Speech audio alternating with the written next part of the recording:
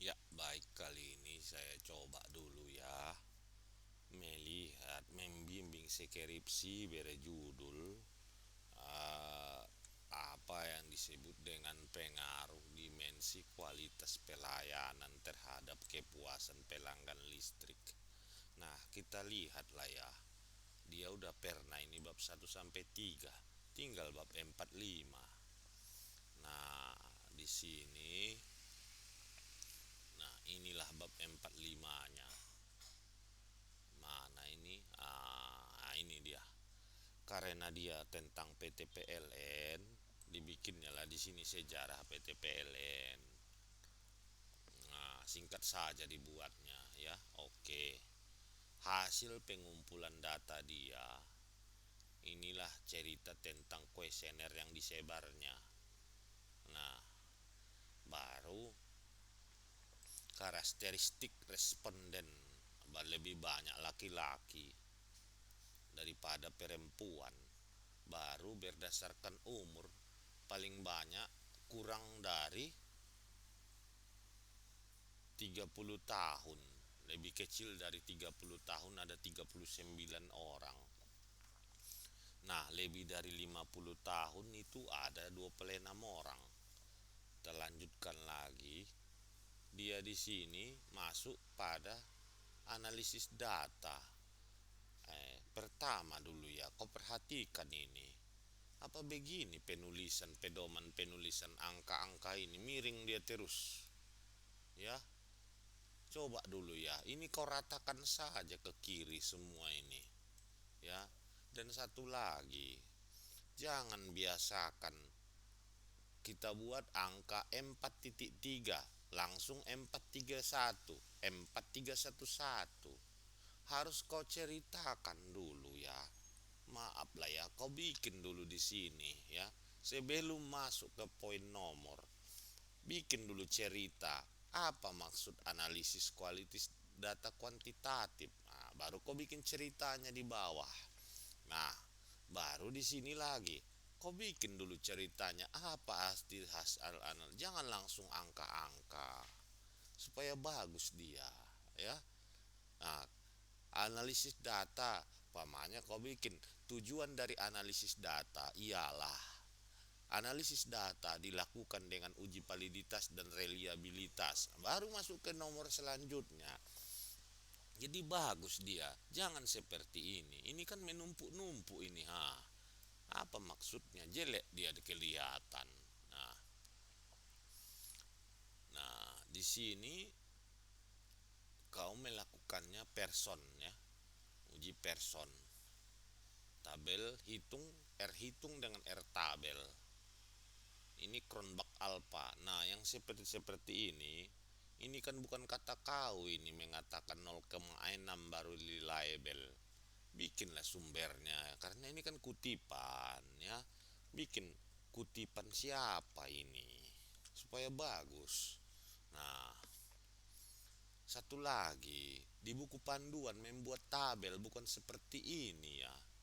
Membuat tabel itu kalau di buku panduan yang saya tahu, ini kau bikin seperti ini, dia kosong semuanya dulu. No border. Baru yang ada border itu hanya kepala dan paling bawah. Seperti ini. Baru di bawah ini. Nah, di bawah itu kalau saya lihat di buku panduan seperti itu membuat tabel. Bukan semuanya pakai border. Ya. Nah, kau lihat lagi. Ini juga kau perbaiki. Deskriptif.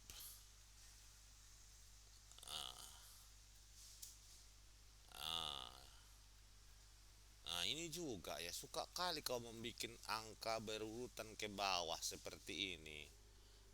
Ini bikin dia yang bagus ya. Ke kiri. Terus sebelum masuk ke poin-poin kayak gini, numbering namanya ini. Nah, ada cerita sedikit supaya bagus. Nah, normalitas data secara grafik. Ini pun kau lihat. Sesuaikan dengan bab 3-mu. Di bab 3 kau bagaimana cara melakukan uji normalitas. Kalau memang secara grafik kau bikin. Nanti tiba-tiba Kolmogorov, tetapi di bab 3 tak ada cerita Kolmogorov. Sesuaikan. Nah, ini kan coba kita lihat ya. Nah, uji normalitas di bab 3 melakukan melalui grafik kan. Nah, grafik kau buat di sini. Nah, ini kita tengok di sini. Nah, kau buat lagi di sini histogram. Kalau ada kau buat di sini histogram, ya, ceritakan juga di bab 3 ini. Ada kau bikin histogram. Kalau Kolmogorov Smirnov kau pakai, nah ini ada kau bikin Kolmogorov Smirnov, tapi di bab 3 tak ada ceritanya. Jangan ada cerita apa ada yang kau tampilkan tanpa ada teori. Ini kerja ilmiah ini, ya. Nah, sesuaikan apa yang ada di bab 3 itu kau buat di situ. Nah, masuk ke multikolonialitas di bab 3 mu pakai tolerance dan VIF. Kita lihat di bab 4 mu. Nah, ya. Ya, udah. Nah, pokoknya sesuai dengan ada di bab 3. Kalau tak ada jangan ada kau buat. Ya, heteroskedastisitas pakai uji Gletser. Uji Gletser. Coba aku tengok dulu macam mana kau uji Gletser. Aduh, kau bikin di sini pakai uji Gletser ya. Kita cari, kita buktikan. Nah, ini kita Google. Bagaimana melakukan uji Gletser di SPSS? Apakah itu yang muncul? Setahu saya bukan itu yang muncul ya. Nah, ini ada. Kita lihat saja. Nah, bagaimana tampilannya? Pertama, kalau kau melakukan uji Gletser ya.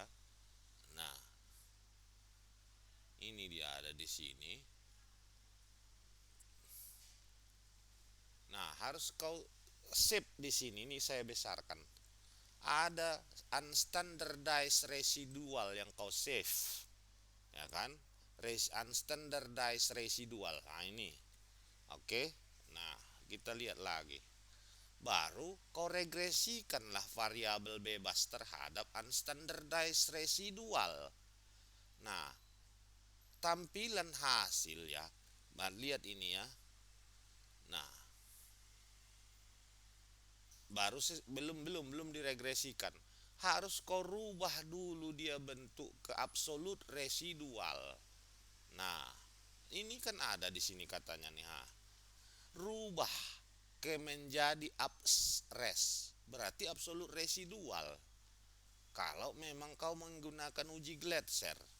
Nah, kita lihat punyamu ini. Kalau dia memang betul kau menggunakan absolut residual, akan muncul di sini.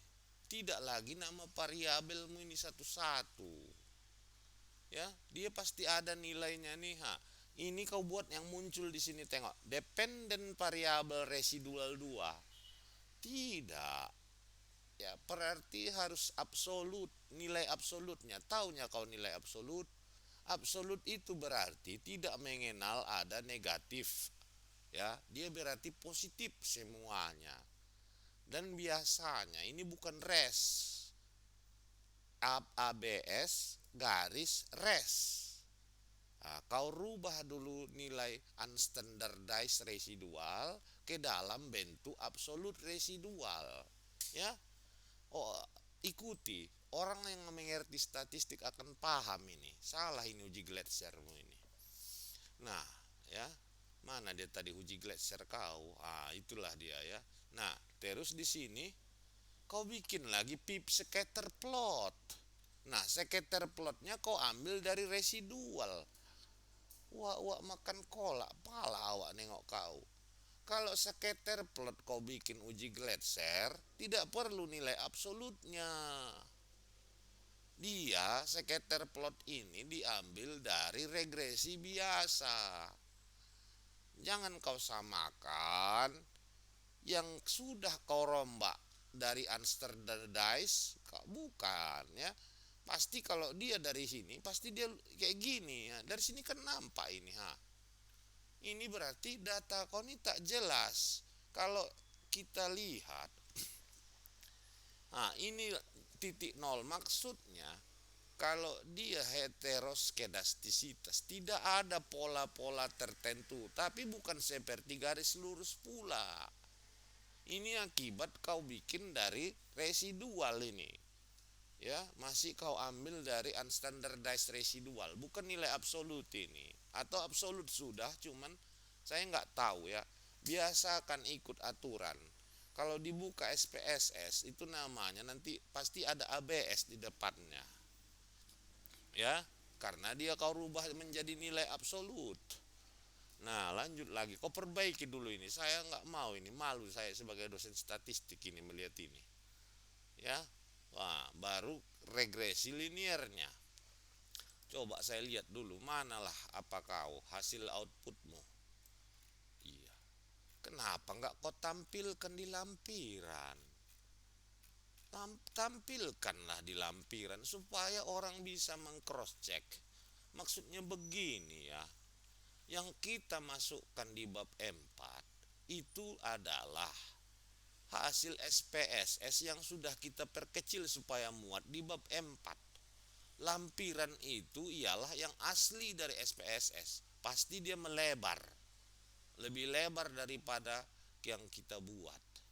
Itulah yang menggunanya di lampiran supaya dosennya bisa meng-cross check. Betul atau salah. Kalau ini ya saja yang kau lampirkan bisa diedit ini ha. Berapa tinggal kau edit saja, tapi saya bisa menghitungnya ini. Ya, harus di lampiran itu bentuk output SPSS asli. Jadi bisa kita cross check macam mana caranya kau mengerjakannya. Nah, ya. Cobalah dulu kau perbaikin itu ya biar saya apa atau saya lihatlah dulu apamu ini pembahasanmu. Mana pembahasanmu ini? Ini juga ya jangan kau buat 4.8 tidak ada menurut buku panduan menulisnya seperti ini semua rata ke kiri ya. Nah lanjut lagi, apa maksudmu ini? Kalau bedakan hipotesis ya, kalau kau tulis seperti ini aku tak mengerti apa maksudnya ini ya. Kalau kau tak paham statistik, ada hipotesis namanya hipotesis penelitian. Tak perlu kau pikirkan ini kan artinya dy per df itu artinya apa ya, penurunan, diturunkan dari. Ini kau pun menulisnya py. Apa artinya ini? Ada artinya semua itu di statistik ya. Kalau kau nggak paham, buat aja statistik penelitian, hipotesis penelitian namanya. Tak usah pakai yang gini-gini. Nah, tak usah pakai yang gini-gini ha. Ini tulis saja H0 sama dengan H1 sama dengan gitu saja. Ya, boleh itu, bukan kalau itu namanya statistik apa hipotesis penelitian. Mana pembahasanmu? Ini kan masih hasil, pembahasannya mana? Di sini kita buat di sini pembahasan ya. Pembahasan. Apa itu pembahasan? Kita ceritakan ya. Ceritakan. Ah, kau lihatlah di YouTube saya sudah banyak sebetulnya anak bimbingan saya ya. Bagaimana membuat pembahasan. Pembahasan itu kau ceritakan bagaimana masing-masing variabel itu pengaruhnya. Udah, sudah kau lihat pengaruhnya, kau bandingkan dengan penelitian terdahulu. Baru kau bandingkan lagi kenyataan di tempat kau meneliti. Itulah yang namanya pembahasan, bukan hasil dari statistik saja bab 4 ini ya. Kau perbaikilah. Bab 5 ini nggak bisa saya jawab ini betul atau tidak, harus ada pembahasan. Jadi di pembahasan itu ya, pembahasan itu kita membahas satu perbandingan ya, perbandingan hasil penelitian kita dengan hasil penelitian terdahulu. Oke, ya kan? Udah satu. Nah, baru perbandingan hasil penelitian dengan kondisi real di tempat kita meneliti. Nah, ini bagaimana kita dapat? Inilah gunanya yang disebut diperoleh dari satu observasi. Observasi atau juga bisa wawancara. Ya, itu yang dimasukkan di pembahasan. Baiklah, kau perbaiki dulu bab 45 mu ini. Demikian saja dari saya, mudah-mudahan bermanfaat. Terima kasih.